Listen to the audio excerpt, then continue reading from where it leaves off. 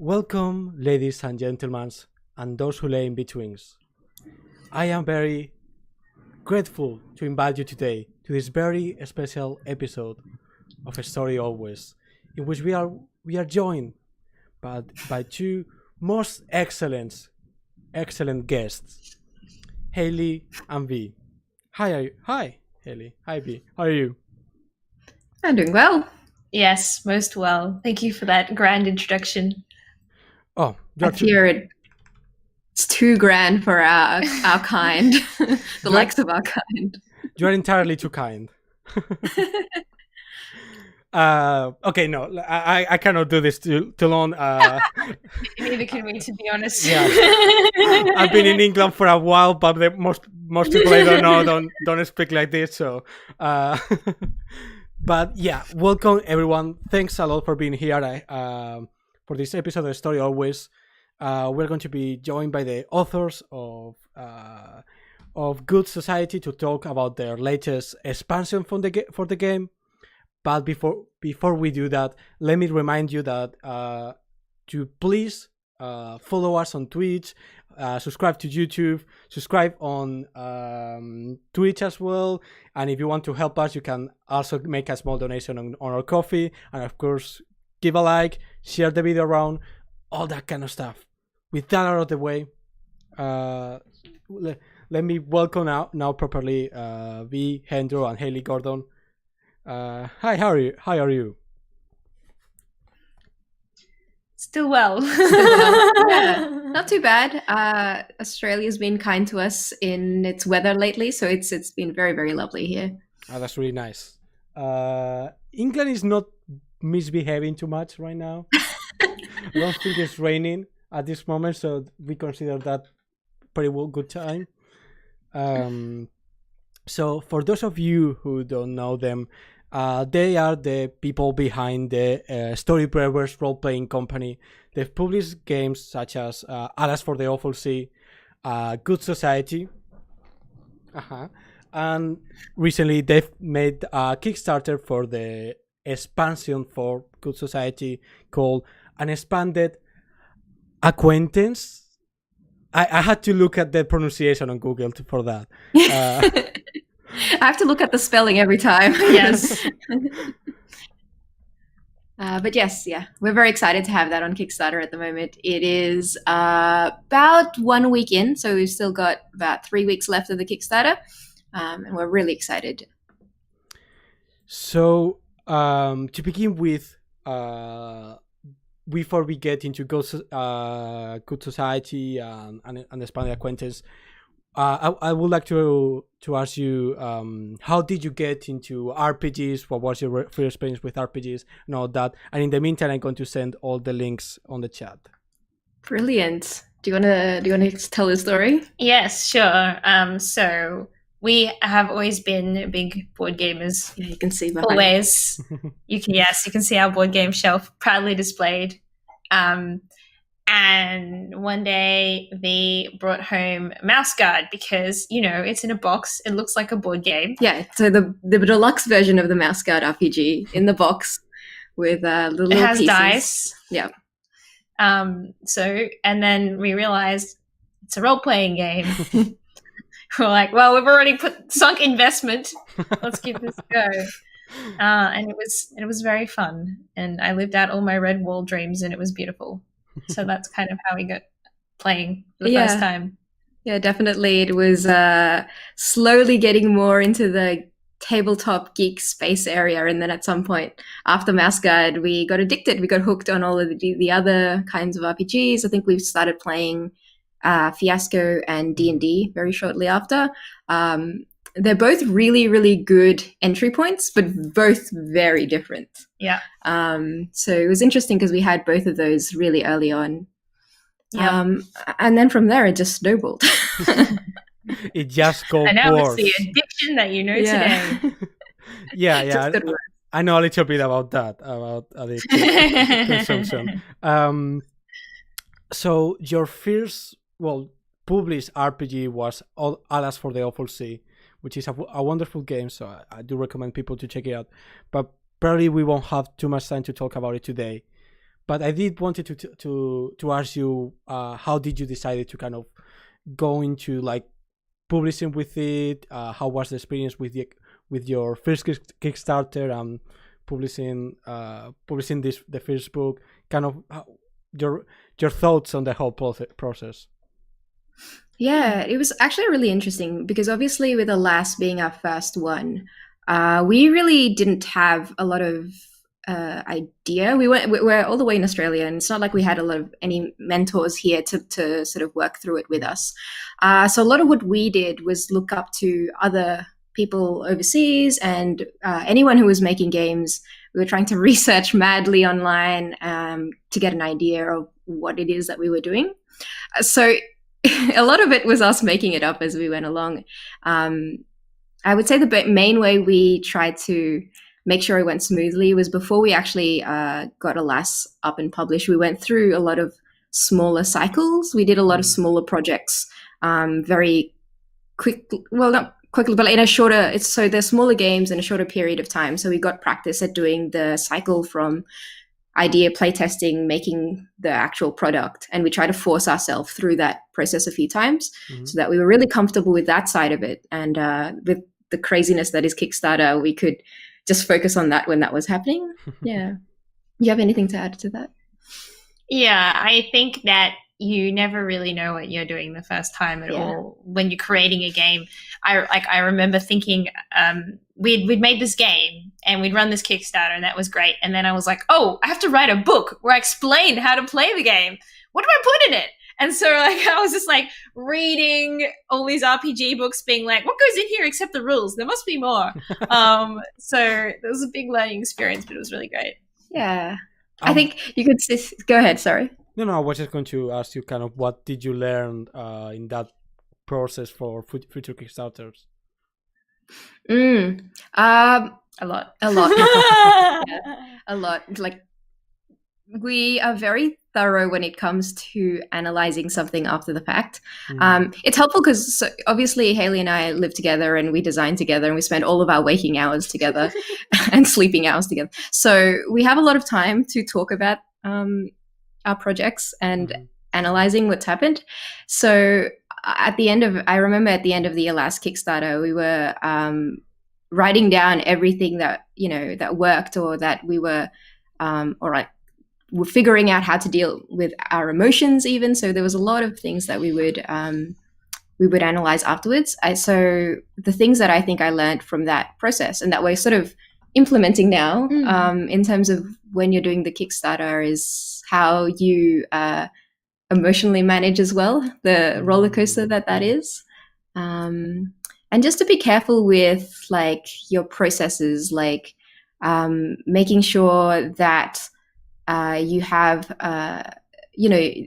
your books ready or like your text ready to make sure that you can present it in the best way, have really good artists on board. Just how to do all of that and when to do all of that, I think. And something I did wanted to ask you about was kind of the how is your design process working together? How did you manage to organize between the two of you? What's the process for designing a game together? Yeah, we've sort of fallen into a process that applies to most of our games, and that is we do the first stage, sort of the ideas-y stage together always, well, nearly always, and coming up with all those initial ideas and how the game is going to work and the concepts that underpin it. And then once we've done that, we usually we split up and play test, and we both run our own games, and usually we watch each other's games. Sometimes we're in each other's games just to see what it's like from a player perspective. And then we go back to the drawing board and refine that process together. And it's sort of when we sort of have something that seems like a game that we, when it comes to making the game is very collaborative. When it comes to making a product, we divide more in that. I tend to do more of the actual writing of the words, and Vees, obviously, the beautiful graphic design. It is really beautiful. Like I was really impressed with the graphic design of the Society. Appreciate that. That is very embarrassing to hear, but I'm happy. Yeah, that's very true. It is two very different steps for us. In our game design, we are very collaborative, and I think that really is a blessing, because it is very helpful to see things from different points of view and to explore different ideas really quickly between the two of us. So yeah, that's really, really fun. Talking about and if there's any kind of like disagreement in the process, is there like how do you go about solving it? There's always disagreement, always. And I think in our latest round of playtesting, which is actually for a game that we've just started working on, that we're going to be working on, I think, this year, in initial playtesting, we were really different in how we viewed how certain things should go. So we actually playtested it two different ways. Vee ran her playtest one way, I ran my playtest another way. And when we'd done it, we were like, oh, we know now. So trying it is, I think, the number one best way to solve a disagreement, because then you get a very good concrete answer. But it's not always possible. Sometimes you have to well, pick one way or another. It's important to, when you're collaborating with someone, to really respect each other and listen. I think we trust each other a lot at this point, and we I mean, I sure hope we do. But it means that you can really, even if you have a disagreement, you know that you can explore it together, and you keep updating it, having that dialogue. And usually when you do explore it further together and have in a continued, with a continued dialogue, you will end up at a resolution. If there really is a roadblock, like, and there's no way either of us will budge on our position, which, you know, very rarely happens. It's like 0.0005% of the time. But if that does happen, usually what we will do is ask an independent third party, basically ask more people for their opinions. And that's usually a helpful way of solving disagreements. Yeah. So now talking about good society specifically, let's talk about what we all wanted to talk about. So tell me, how did you first get in contact with the works of Jane Austen? School, I think. I read them in high school, not because I had to, but because for some reason, I got it into my head in high school that I wanted to read the classics. And so it was like, right, gotta read Austen, gotta read, Dickens, gotta read Oscar Wilde or whatever. And then I did not get Pride and Prejudice at all. I was 13, didn't understand most of the words, sat there with a dictionary, and I got through the whole thing, and I was like, why? And then I reread it when I was about 23, I think, because of stuff I was doing at uni, and I was like, this book is hilarious. Why did no one tell me this is so funny? Yeah. And that's sort of when I got into Austen. Oh, that's so fun. I definitely read it at school because it was something that we had to read or study. And I had a very similar experience where when I was reading it at that younger age, I didn't find it as compelling, or I found it was silly. But because at that stage, I was still really taking everything seriously, and I couldn't see the humor in it until I got a bit older and we got all a bit sillier, as these things go. No, it's definitely true. Like until very recently, I didn't I was very limited to the kind of media I consume, and things like Jane Austen or like telenovelas and all that kind of stuff. I was just like, oh no, that's not for me. And but it's bullshit. There's so much fun to be had with that kind of thing. Yeah, definitely. I think back when I was in high school, and it was a different experience. I guess high school is a very vulnerable time of your life where you're trying to protect your identity. Gotta look cool. You have to look cool. Yeah. And getting into really cool. Jane Austen thing wasn't my image in high school or something. So I felt like, a bit more distant from it then. But rediscovering it is very, very, very funny. And I think that nowadays when I see, and the movies really show a good balance of this. Like her works are both really dramatic and like have those that romance, but it's also very funny, and it's a really good balance that I've really enjoyed. And you get that, like, I've really enjoyed playing Good Society and having that sort of same, at times, really dramatic and passionate moments. But others, it's just everyone's being a bit silly, a bit ironic, and that's really, really enjoyable for me. It's very human, and some of it's almost slice of life. And I think like that really is why I think Austen is so relatable today in a lot of ways, because of that slice of knife. That's a completely different genre. Slice of lifeness, where you just you can really visualize people doing this stuff day to day, and like all the quirks and the humor and the subtlety that existence entails is in Austen's novels. So that's why one reason why they're so delightful, I think. Yeah, definitely. And it's also interesting because Jane Austen novels usually deal with rich people, kind of somewhat privileged people, things most of us can relate to, at least in that aspect. But then there's this kind of deep humanity underneath it, which I think is really, really cool. Well, I think we also like making fun of rich people, which is a big part of it. Yes, that is also true. That is a very British tradition, even to this day. Absolutely.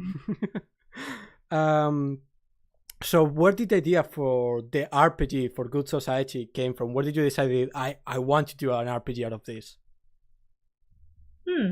Yeah, so I actually remember that moment pretty well, because I was watching the 2005 Pride and Prejudice, not necessarily the best Pride and Prejudice, but nevertheless the one I was watching.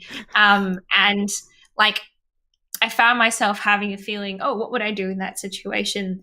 How would I react, and who would I be in this world? And I was like, you know what? When you get that feeling, there's a way to do that.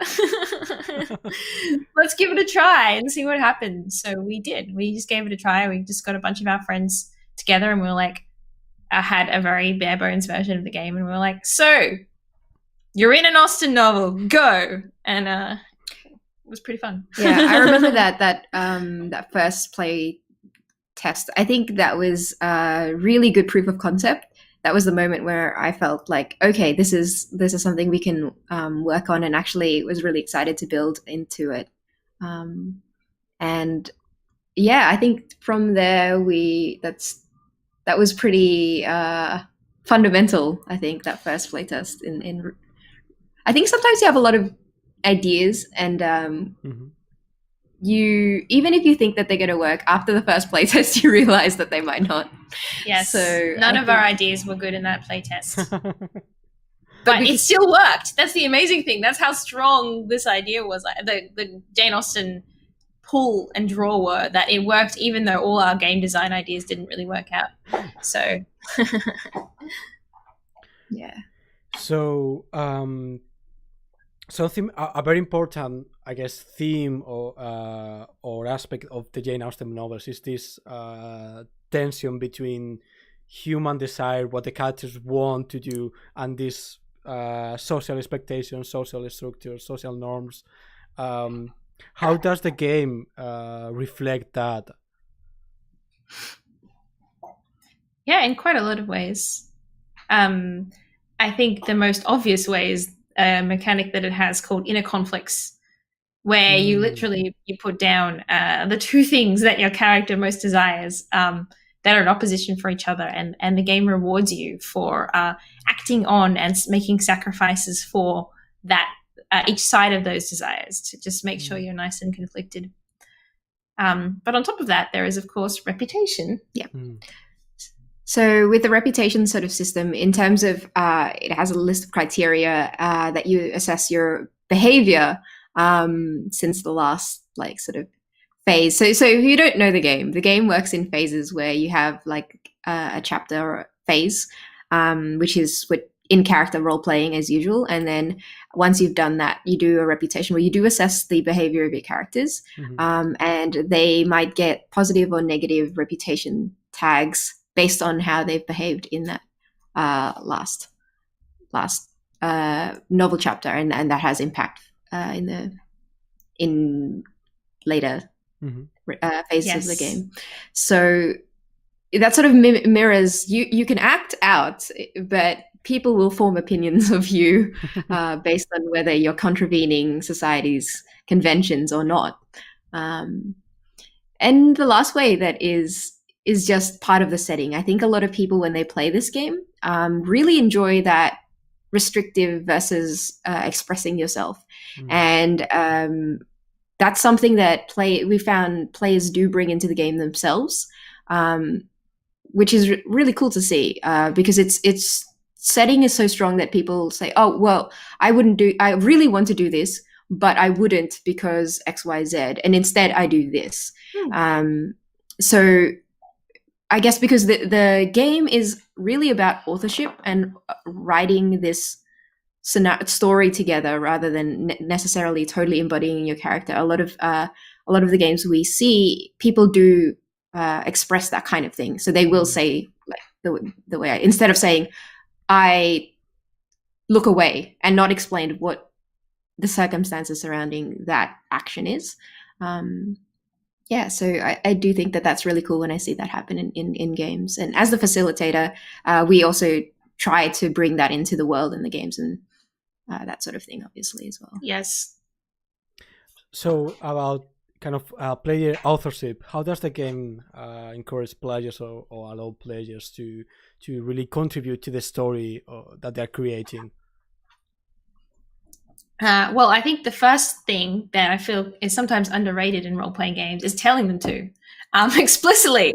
There's a thing in this game called player principles. A lot of games have like GM principles. Our games tend to have player principles as well. And one of the player principles of Good Society is contribute to the story, and not just your story, but the stories of other players as well. And that really helps get people used to the idea that that is what they should be doing while they play. But mechanically, there's also two main ways you can do that. The first one is connections. So everybody in Good Society plays a major character, and then they also play a connection who is a secondary character that is important and connected to one of the major characters. And they can use that character, that secondary character, to sort of push on the major characters and make stuff happen in the story and make complications. So that is one way. And the other way is through something called resolve tokens, which are a currency that you sort of trade during the game. And you can use resolve tokens to make narrative changes in the story. It's sort of, if you imagine you have a great idea and you're like, oh, what if this happened? That's what resolve tokens are for. It's for you to be able to step into the story and say, hey, what if the carriage makes it too late? I'll offer you this token. Yeah. And that always starts a good dialogue in the game system where the other person can accept that suggestion, that token, and say yes, they get the token, and that happens fictionally, or they can say yes, but, and state a condition under which they would be happy with that fictional proposition continuing. Yes, but the carriage breaks while I'm in there with my bow, my suitor. Or they can say no. So, and refuse the token. So yeah, it's a really cool way to mechanize consent negotiation when it comes to authorship of the story, which is really cool. Yeah, it really is a balance that we want to strike between people contributing to the story and building on each other's story, but still having that veto to say, no, I'm not interested in that. And in the cases I've seen when they say no, that works well as a way to move the story into some territory where both parties are interested in it, rather than like if one person wants to take it that way but the other person doesn't. So that's why I guess that's the heart of the system. It's really that collaborative storytelling. Yes. Cool. Something that someone from the chat asked was, do you use music in your game sessions? And if so, what kind of music? We don't tend to use music in our tabletop sessions, but there is a LARP version of Good Society. Yeah, I was going to ask about that. And definitely that has music. That has music front and center, and there is a bit where you dance. It's optional, but but encouraged. Yes. but encouraged. I mean, I definitely danced last time we played. Yes. And we found some great actual dances from the time that I would definitely not know the name of off by heart. Something's jig.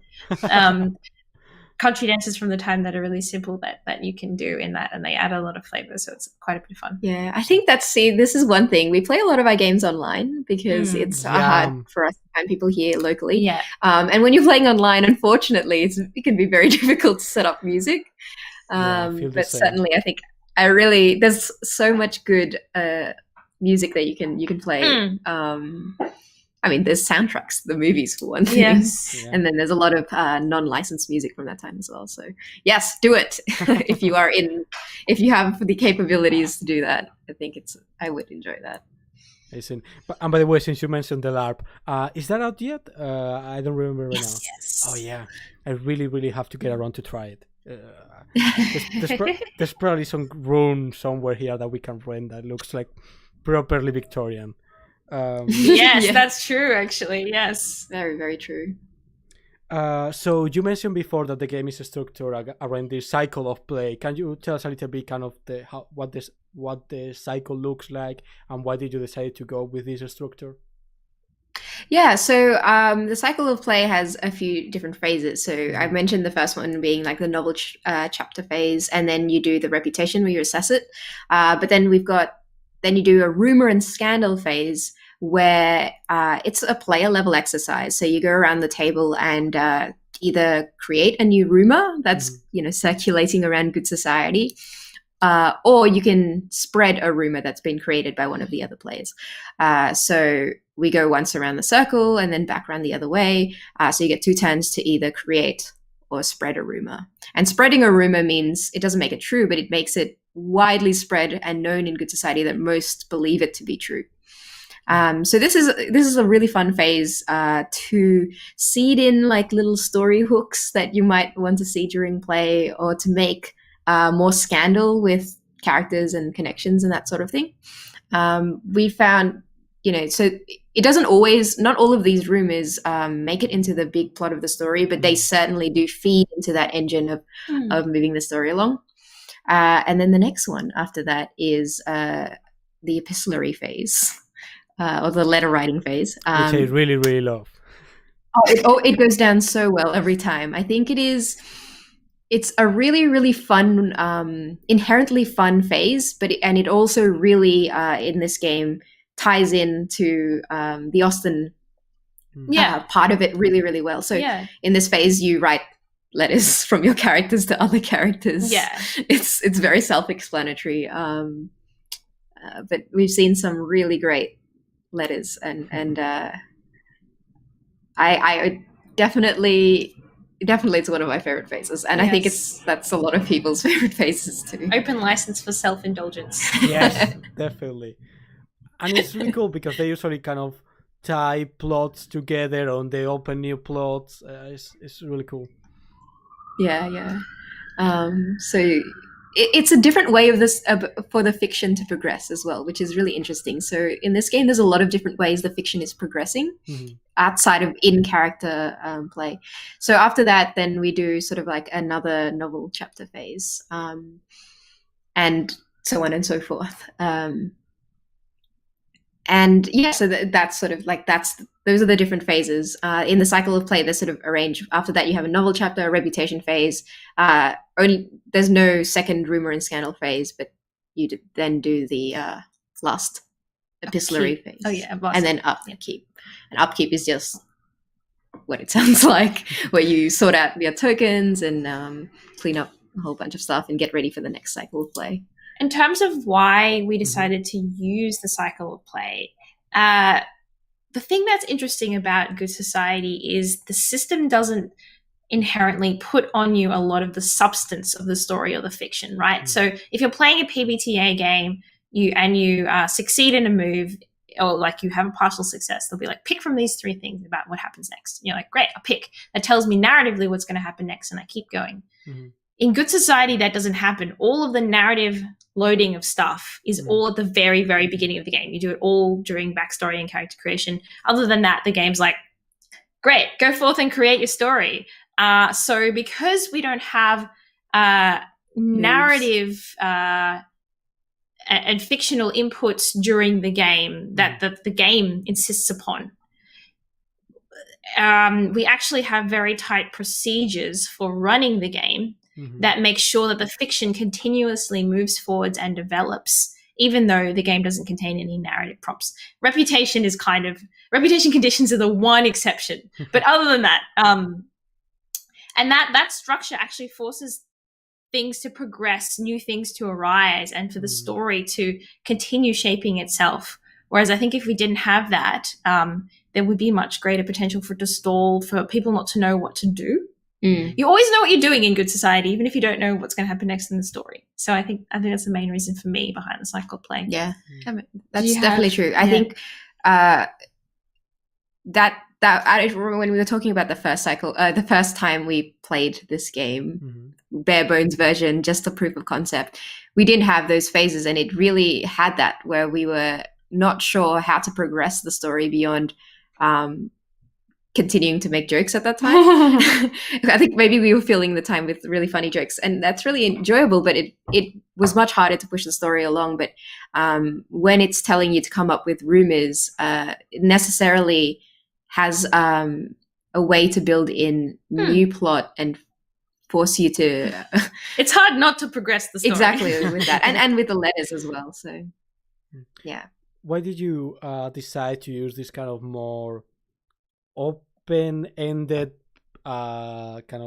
game design where you don't front load as much, or well, you don't insert as much fiction during the game? For me, there's sort of two reasons behind it. Firstly, I trust people. They are naturally very creative, and they want to tell these kind of stories. And like, I facilitated so many games of Good Society now, and as soon as you get going, people are like, great. And I'm like, all right, I'm going to sit here for 3 hours. And at the end of the session, I'm like, good session. See you next week. So like, really, players know how to tell this story themselves. It's a story that they understand how to tell. That's one reason. And the other reason, I think, is because everyone like wants to tell this story their own way. So instead of sort of putting those narrative prompts into the story, we have a phase called collaboration, where players work together to zone in on and define the story that they want to tell. So you can choose, for example, whether you want to tell a romantic comedy or a drama or a farce, how you want to treat the gender power balance, and then there's a section for a sort of open discussion about what you want to see and what you don't want to see during the game. And that actually provides enough focus for people to then go ahead and be able to tell the story they want to tell without restricting that story, because it's a focus they've decided on together rather than one that the game puts upon them. That's it for me. Yeah, I think that when we were designing this game, we really wanted it to feel like you were collaboratively writing an Austen novel together. And because I think the reason why we settled on this sort of approach is because that's kind of what it feels like to write a novel, in that you have like this intricate web that you're introduced to and the situation that you're introduced to, and all the characters have the desire that they're pushing towards. But it's, it's up to, we're starting from that like barrel of juicy drama that might explode. Then you kind of just need to start the match. This metaphor is getting out of hand, but like, all of that explodes in its own way, and it's about watching that unfold. That's part of the fun. Yeah, and I really something I really liked when I was reading the game is that phase of collaboration where there's like setting expectations, but also content safety. All of that is really, it feels integrated with the rest of the game. Well, so in some other games, I feel it's like before you start playing, talk about this stuff, but here it's like this is part of the game, this is part of playing, which is really cool. Yeah, it's definitely something that we feel strongly about, and we probably will use a similar approach in most of our other games, because It's something that I really enjoy baking into the system. Yeah. And how do the game supports kind of semi-long campaigns, also other than the kind of 2-3 sessions? How do the characters evolve? How do plots develop and then go to an end? How does the game does that? I think that realistically, that you're probably not going to play a game of Good Society that's more than about 8 sessions long. I think that's sort of the cap. And I think after that, you're like, great, good novel. We wrote a great novel. Let's write a new novel. You know, you can't read Pride and Prejudice forever. You got to move on to Sense and Sensibility. It's very important. And so it's really built for those games in the 1 to 8 session, not 1, 2 to 8 session range, really. Or 3 to 8 session is where it really shines, actually.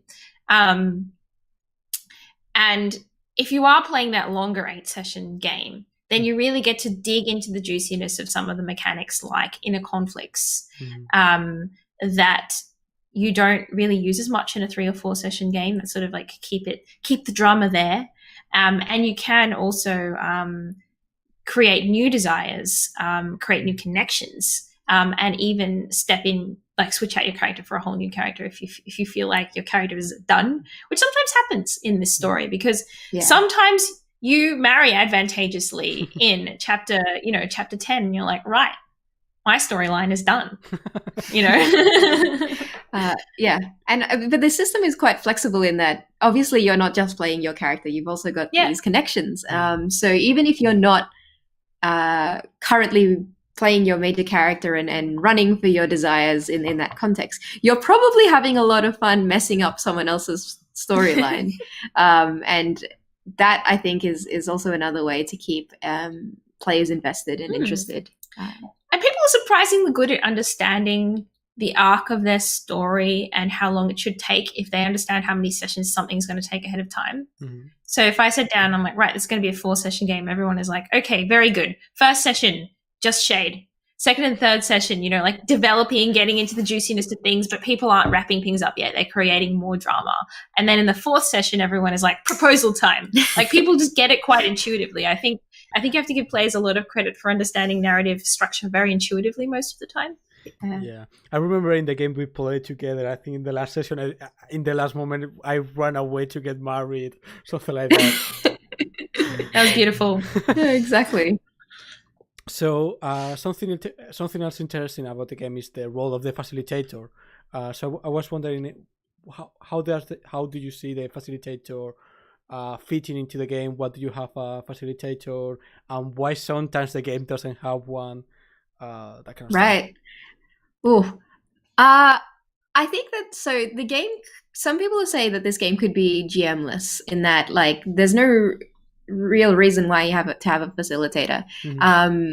And so that's why there is rules for the facilitator to also play a major character and be part of that. And if you have a group that's used to playing like without a GM, without someone needing to take everyone through the different phases and that sort of thing, then definitely that's a great way to play it.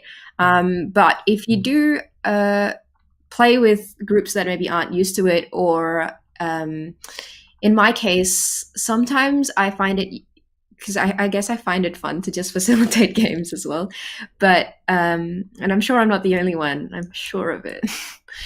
It's also really helpful to have someone who isn't as invested in just their character and who can provide that sort of editorial aspect of it. So while the other players on the table are all the authors collaboratively writing, the facilitator is more like the editor who can take what they're saying and pull out the most interesting part, or focus it down on certain aspects that are perhaps more interesting or more timely, right? Like, because when you're wrapped up in your own play, sometimes you're not sure, you're not keeping an eye out on how much spotlight you're having versus them, that sort of thing. And having a facilitator is really helpful for that. Like I said, if you're in a really experienced group and you are all able to intuitively do it, then maybe the facilitator role isn't as important. But often I find that it does help to have that person there. My viewpoint is that the facilitator, very similar to Vee, is that the facilitator looks after the best interests of the game. So even if you don't need them to provide narrative material. And often I've played with people who really don't need a facilitator to provide narrative material. They're up and away. The facilitator looks out for how the game is running as a whole, and that runs the full gauntlet from whether people are comfortable and safe and working together to pacing and just remembering what phase comes next. So it takes that cognitive load off the players, which means that the players can really just invest more into playing and into the narrative of the story. Cool. Another important part of the game is kind of the part of the creation of the game is choosing a playset, and that which determines a lot about the kind of game you're going to play. So could you tell us a little bit how they work? Yeah, so a playset is sort of a scenario, I guess, in a way. It gives you the mix of what kind of characters is in your game, what they want, how they're related, or the relationships that are on the table. It doesn't tell you who you give, it tells you have a sibling. It doesn't tell you which of the other players is that sibling. And then you're forming these relationships. So a playset contains all of those things. It tells you, these are the 4 archetypes that are in the game. These are the 4 desires they have, and these are the relationships. The reason we have them is that they really they've been carefully crafted to make sure that there is interesting plot hooks and stories to uncover in that playset. And we try to balance them so that they work well together. Basically. Yeah, that in that version of a story where those are the desires that exist, each player has an important role to play in telling the story. Yeah, each major character has an important function and is central to telling the story. And they allow us to sort of explore different themes. Yeah. So the way that the playsets are included in the base game, there are 3 tonal ones. So the farcical one, which have more silly situations, a rom-com, romantic comedy, which is the most, I guess, generic kind that you might think of, and then the drama, which has more serious relationships and relationships. And then we have 3 sort of more thematic ones that go into, family obligations, or it's more than 3. More than 3. Yes. Yeah, there's one about wealth, there's one about scandal and reputation, there's one about romance, very important. So it gives you kind of like different flavors to play around with. And hopefully once you sort of see all of that, you can also create your own. But it's can be a bit tricky to balance those out when you're creating a whole new playset. Yeah, well, definitely. There's rules for that. Cool.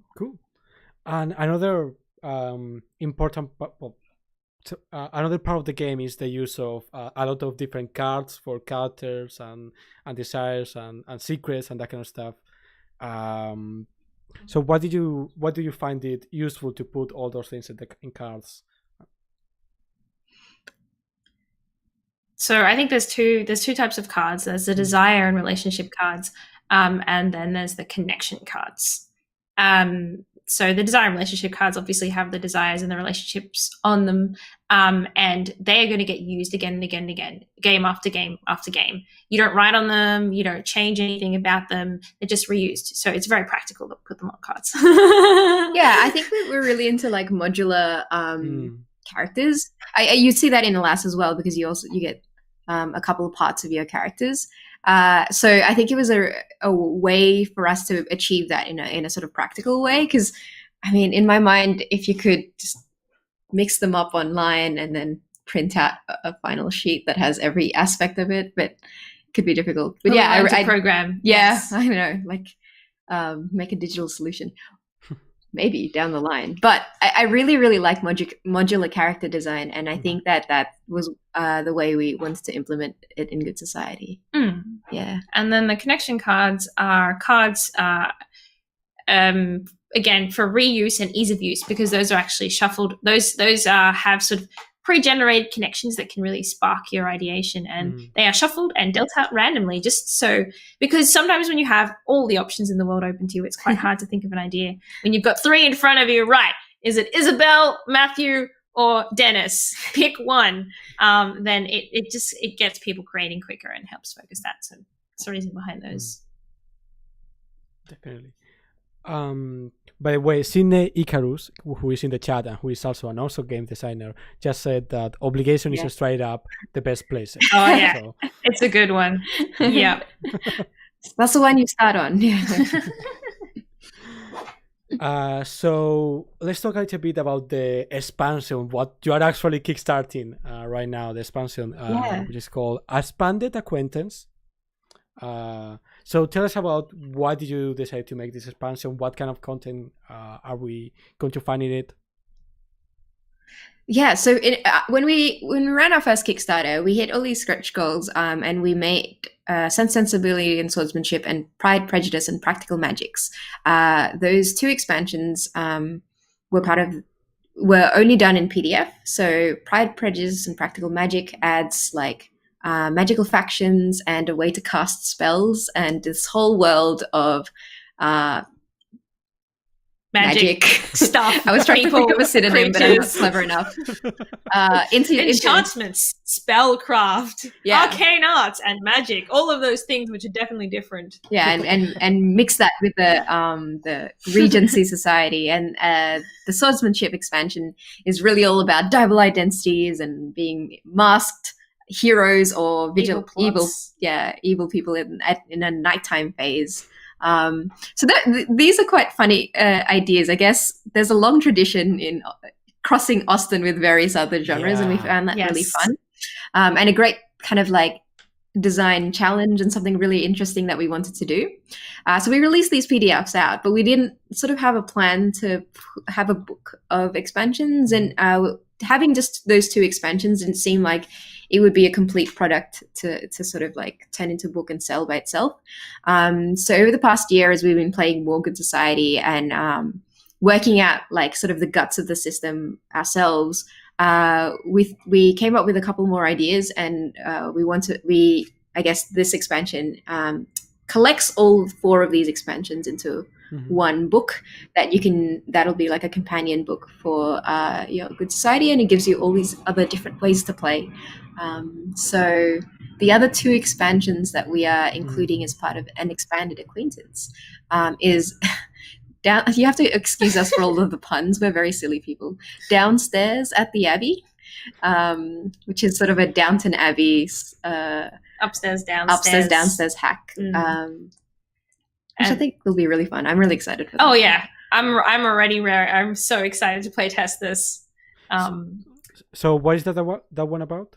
Oh yeah, and the last one is Emma Forget Me Not, which is tells some sprawling stories over a longer period of time, decades, and kind of lets you chart sort of the rise and fall of careers and lifetimes, rather than like a shorter season that happens in sort of Good Society. And I think the theme of that one is really like the longing and the having to be away and then coming back after years and years. That's sort of, I guess, like very similar to like Wuthering Heights and other fiction along that same North vein. and South. North and South, yeah. So that I think is a more dramatic, more serious expansion, which I think balances out, the magic Fae Prince. Yeah. Kissing. I think both the 2 originally ones we did, the Swordsmanship one and the Magic one, were very extra. You can play them seriously, but they are very extra. And Downstairs at the Abbey and Emma Forget Me Not are more serious and tie in sort of closer to the original genre, I think. And Emma Forget Me Not in particular, I think, is going to be both a good experience as its own game, but also provide a toolkit that you can take bits of and put into any of the other expansions or even the vanilla game. If there's just like an aspect of the story that you want to capture a bit more, that is not necessarily strict Austen, drifting a little bit out of that genre, that the original rules can't really account for, but that you really want to include in your story. Yeah. what was easiest to adapt for or to fit into the game in terms of the tone? The more like extra magic and sorcery and swordmancy stuff, or the more serious dramatic? What was easiest to fit into the core game? Oh, good question. Great question. So I can't speak to that fully yet because I haven't finished designing we haven't finished designing the two newest expansions. There's still changes being made. And so I haven't quite got the hang of exactly how difficult they're going to be yet. But my feeling is it's actually more about the genre you're trying to emulate than the level of seriousness. So, for example, even if we take out the two original expansions, which were Pride and Prejudice and Practical Magics, and then Sense, Sensibility and Swordsmanship, Practical Magics was a lot easier to design, in my opinion. You might be different in your view to me than Swordsmanship, because naturally creating a magical world and the kinds of things you do in a magical world, it fits in very well with the theme of good society. You can, it seems quite natural to use resolve tokens around spell casting to create complications and tell that kind of story. It's still a very collaborative story about how people feel and about the relationships between people. And so it was easier to design for, in my opinion, than Swordsmanship, which is more about swashbuckling and fighting and evil plots being uncovered and being two people at once. Because swashbuckling and fighting doesn't naturally fit as much into the good society framework. So actually it took me, I think between us, we went through many more iterations than we did for Magics, because we just weren't satisfied with how it was capturing that yet, and we just kept iterating. So it was harder. That's a very good point. I do agree. I think, in terms of with the other two new expansions with Emma Forget Me Not, I think that does still draw on similar storytelling traditions. So it has this is a lot easier, I think. I think the downstairs. Really? I'd funny. flip them. I'd flip them around. Well, see, this is why we don't agree all the time. I feel like the struggle with the upstairs, downstairs hack is really how to approach that divide, because it's there's a whole bunch of cultural and economic class issues there as well. And being able to navigate that is something that we have to sort of think about how we want to approach. Yes. So. Yeah, and to make those two worlds feel really different rather than just fictionally different because we decided they're different in the fiction. Yeah, look, the stuff I think about, when we were doing the base game of Good Society, one of the very first things we wanted to make sure was that there would be diversity in people, in race and in gender expression and that sort of thing, because even though we're drawing from this historical source, we didn't want to be bound by the mistakes of our past. And how do you kind of try to frame that divide between I don't know, how do you call it, the lower classes and the kind of the privileged people of kind of usually that we don't, and the privileged people? How do you kind of try to reflect that divide in the game? In Downstairs at the Abbey, particularly, yes. Look, I feel not fully able to answer that question because it's still in development. But for me, part of how that's represented is in the stakes, the different levels of stakes for the two groups. So that's something that we've been focusing on. So in the Upstairs group, the stakes are all about, there's big pots of money, who's going to get them and who's going to end up with nothing. And then are you going to get to do what you want or not? And Downstairs, the stakes are, am I in control of my life or are my circumstances in control of my life? And the people around me depend on me. How does that change how I'm going to live? So those two themes are quite different, and they are being reflected in how I've been designing for the Downstairs portion. That's really cool. Yeah. Sydney Icarus has a really good question. How do you write a diverse story while handing so much narrative control over to the players? How do you write a diverse story while handing? Well, I think firstly that the collaboration phase is very important, and because it straight up asks you how you want to deal with that gender power balance. So even if you weren't thinking about it, now you are, because the game asks you to think about it. So that is one way of prompting that response, and because every player should weigh in on that decision, because it's a collaborative one. That should at least prompt that question. And then I would say secretly, like if you are playing with a deck of connections, we already seed very much diversity in the deck. So if you weren't ready for it, it's there now. I suppose people could just like choose not to use it, and to a degree, that's like the limit of what we're able to do, right? Because it's still their game and their table, and as a designer, all you can do is design the game and hand it over, and then they complete the story. But you can prompt those questions. You can try to make sure that your world, what you're handing over, is very embracing of diversity. And I think that's how I've found that helps a lot. Like I don't see anyone being usually like, oh no, I can't make it's contradictory to this, there can't be these things in my game. So fortunately I've never had to deal with that myself. Yes. Do you have I think you nailed it, Vee. Yes, that's what I would have said. Great. Something someone else was asking in the chat, which is but they were really interested if there's plans for kind of translations of the game, specifically Spanish, but Oh boy. I don't think we can answer that with confidence at this stage. Okay. It's something that we are thinking about, but we haven't come to any sort of decision on yet. So. Yeah. Hopefully. I'd like to be able to get them out in a few different languages, but yeah, definitely something that we're still making decisions about. I think we're working to complete the whole of the original thing first. Yeah. Great. What's to do? Cool. So before we finish, I want to ask you kind of the two questions I ask almost every guest. So the first one, before that, we actually got another question from the chat. So, have you tried getting the game on Fantasy Grounds or Roll20? I imagine.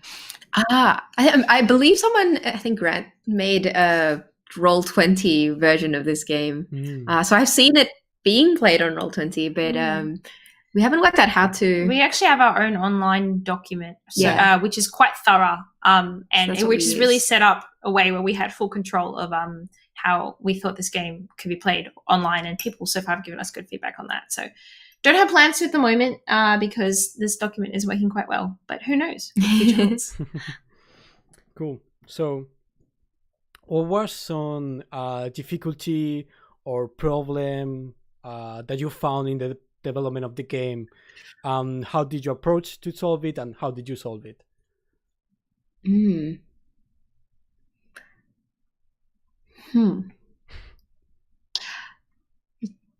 Good question.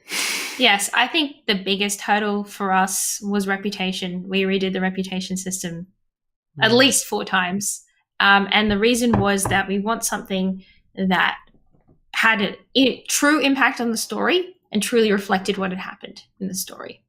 And it was also fun and not a boring like procedural thing that you filled in the dots. And I think the reason why our earlier iteration didn't work, the first iteration didn't work because it didn't feel like it had an impact. The second iteration felt like it had impact, but it took a really long time.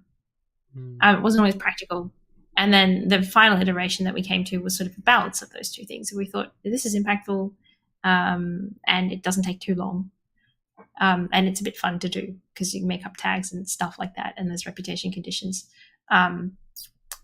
So for me, that was a big challenge that we redid many times. How about you?